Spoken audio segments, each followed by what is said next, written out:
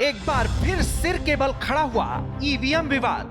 Vote की चोरी कर बीजेपी ने यूपी में जीती सीट, मिल गया सबूत। सुप्रीम कोर्ट की चौखट पर विवाद, कैसे बनेगी बात। इलेक्ट्रॉनिक वोटिंग मशीन्स में यूनिवर्सली प्रॉब्लम्स है। इस देश में आज के दिन ऐसा चुनाव हो जिसमें कोई गड़बड़ी नहीं हो, जिसमें ईवीएम में कोई गड़बड़ी नहीं है, तो मैं दावे के साथ कह सकती हूँ ये 180 से ज्यादा सीट नहीं ले सकते, उससे भी कम लेंगे। ईवीएम मशीन जिसकी परीक्षा दुनिया के सबसे बड़े लोकतंत्र में बार बार होती रही, जिसकी चर्चा चुनाव से पहले, चुनाव के दौरान और चुनाव के बाद इतनी होती है जितनी शायद ही किसी और मुद्दे की होती है।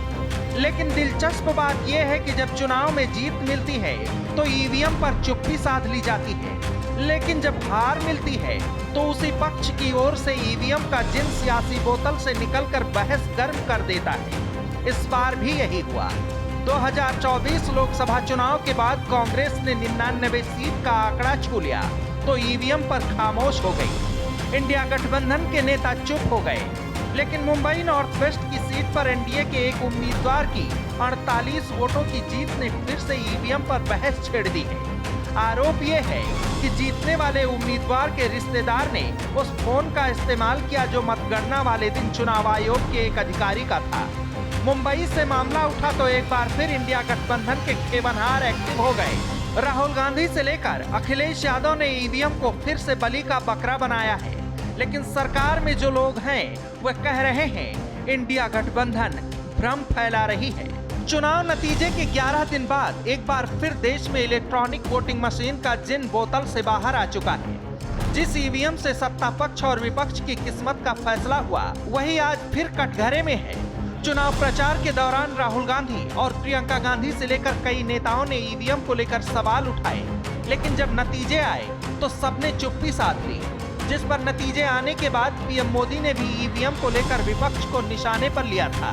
तो मैंने किसी को पूछा, यार ये तो ठीक है आंकड़े वांकड़े, तो मुझे ये बताओ कि ईवीएम जिंदा है कि मर गया। और मुझे तो लगता था कि शायद इस बार वो ईवीएम की अर्थी का जुलूस निकालेंगे। इस बयान के बाद लगा कि ईवीएम पर विवाद का चैप्टर बंद हो गया है, लेकिन अब मुद्दा एक बार फिर से सिर के बल खड़ा हो गया है। एक बार फिर से ईवीएम की जगह बैलेट पेपर की मांग उठने लगी है। इस बार ये बहस और मांग नेशनल नहीं बल्कि इंटरनेशनल हो चुकी है। इस बहस की शुरुआत हुई मुंबई से, जहां मुंबई के एक अखबार ने ईवीएम हैक करने का दावा किया है। दरअसल मुंबई उत्तर पश्चिम की सीट, जहां से शिंदे गुट के रविंद्र वायकर सिर्फ 48 वोट से जीते, वहां ईवीएम ने सियासी हवाएं गर्म कर दी है। आरोप यह है कि चुनाव अधिकारी गौरव के पास मोबाइल था, जिससे मतगणना के दौरान ओटीपी जनरेट होता रहा। इस फोन का इस्तेमाल सांसद रविंद्र वायकर का रिश्तेदार कर रहा था। पुलिस को संदेह है कि फोन का इस्तेमाल 4 जून को शाम 4:30 बजे तक किया गया, जब काउंटिंग के दौरान कांटे की टक्कर चल रही थी। इस मामले में चुनाव आयोग के पास सभी सीसीटीवी फुटेज हैं, जिनकी इन्वेस्टिगेशन अब मुंबई पुलिस कर रही है। ईवीएम का विवाद पूरी रफ्तार में है और मुंबई होते हुए यूपी भी पहुंच चुका है। ईवीएम में गड़बड़ी को लेकर एक वकील नरेंद्र मिश्रा की तरफ से सुप्रीम कोर्ट में याचिका दाखिल की गई है, जिसमें उन्होंने दावा किया है बीजेपी को चुनाव में जो जीत मिली वो हेराफेरी कर हासिल की गई है, नहीं तो बीजेपी की सीटों की संख्या 150 भी नहीं होती।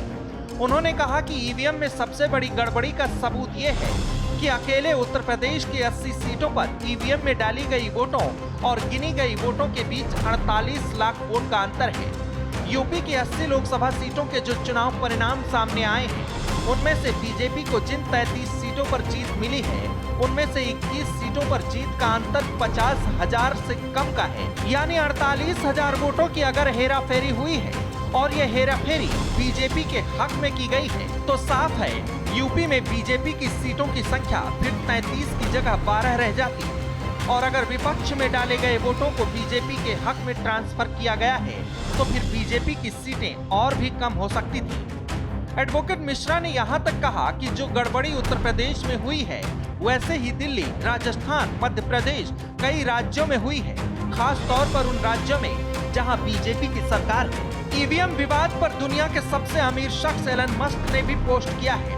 इस पोस्ट में मस्क ने ईवीएम के हैक होने और इसे हमेशा के लिए खत्म करने की बात कही है। उनके इस पोस्ट के बाद कांग्रेस के राहुल गांधी ने भी इस मुद्दे पर सोशल मीडिया पर लिखा कि भारत में ईवीएम एक ब्लैक बॉक्स है और किसी को भी उनकी जांच करने की अनुमति नहीं है। हमारी चुनावी प्रक्रिया में धोखाधड़ी की संभावना बढ़ जाती है। हमारी चुनावी प्रक्रिया में पारदर्शिता को लेकर गंभीर चिंताएं जताई जा रही हैं। जब संस्थाओं में जवाबदेही की कमी होती है तो लोकतंत्र एक दिखावा बन जाता है और धोखाधड़ी की संभावना बढ़ जाती है। मुंबई की गूंज लखनऊ भी पहुंची, जिसके बाद समाजवादी पार्टी के मुखिया अखिलेश यादव और दूसरे कई दलों के नेता ईवीएम के इस मुद्दे पर आक्रामक हो गए हैं। अखिलेश ने एक्स पर पोस्ट करते हुए लिखा, आज जब विश्व के कई चुनावों में ईवीएम को लेकर टेक्नोलॉजी समस्याओं को दूर करने के लिए होती है, अगर वही मुश्किलों की वजह बन जाए तो उसका इस्तेमाल बंद कर देना चाहिए। आज जब विश्व के कई चुनावों में ईवीएम को लेकर गड़बड़ी की आशंका जाहिर की जा रही है और दुनिया के जाने माने टेक्नोलॉजी एक्सपर्ट्स ईवीएम में हेराफेरी के खतरे की ओर खुलेआम लिख रहे हैं, तो फिर ईवीएम के इस्तेमाल की जिद के पीछे की वजह क्या है? ये बात भाजपाई साफ करें। आगामी सभी चुनाव बैलेट पेपर से कराने की अपनी मांग को हम फिर से दोहराते हैं। वहीं मोदी सरकार के मंत्री से लेकर योगी सरकार के मंत्री अब इंडिया गठबंधन की मंशा पर सवाल खड़े कर रहे हैं। विपक्ष की तरफ से ईवीएम को लेकर लगातार सवाल आते देख एनडीए के नेता भी इसके बचाव में उतरे। पट भी मेरी नहीं चलने वाली। आप जीते तो ईवीएम हीरो और आप हारे तो ईवीएम जीरो।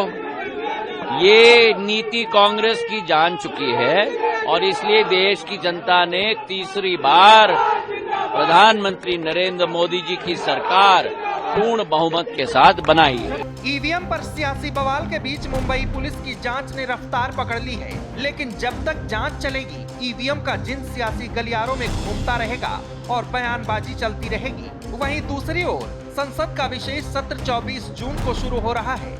अगले महीने जुलाई में मानसून सत्र भी होना है, जिसमें वित्त मंत्री बजट पेश करेंगे और संसद में ईवीएम को लेकर हंगामा मचना तय माना जा रहा है, क्योंकि इस बार संसद में विपक्ष की आवाज बुलंद रहने वाली है, जिसकी वजह है एक तरफ बीजेपी और उसके सहयोगियों की सीटों की संख्या कम हुई है, तो दूसरी तरफ विपक्षी गठबंधन इंडिया बेहद मजबूत स्थिति में दिखाई दे रहा है। श्रेष्ठ भारत पर खबरों से जुड़े रहने के लिए चैनल को सब्सक्राइब और लाइक करें, बेल आइकन दबाएं और देखते रहें श्रेष्ठ भारत।